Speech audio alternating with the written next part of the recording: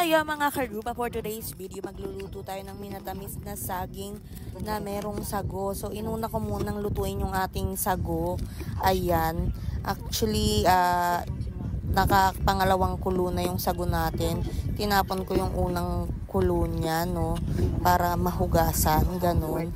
Tapos, yung pangalawang kulo na niya, yan, tinimplahan ko na ng vanilla essence at konting banana essence. Pagtapos, nilagyan ko na rin ng asukal.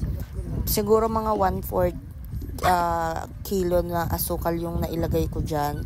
Tapos, yan, nung malambot na yung ating sago, inilagay ko na rin yung ating saging para lumambot na rin siya ang ating saging. Ayan. Yung iba nga kasi tingnan nyo may puti-puti pa. Ibig sabihin hindi pa masyadong luto yung sago. Kaya isinabay ko na yung ating saging dyan para maluto kahit papano maluluto pa din yung ating sago na meron pang hindi masyadong luto. Ayan, may puti-puti pa. Hindi ko alam bakit, pero yung iba luto naman na. Tapos ayan, nung naluto na, pinalamig lang natin at nilagyan natin ng gatas at ng yelo. So ayun, thank you for watching mga nintaruba.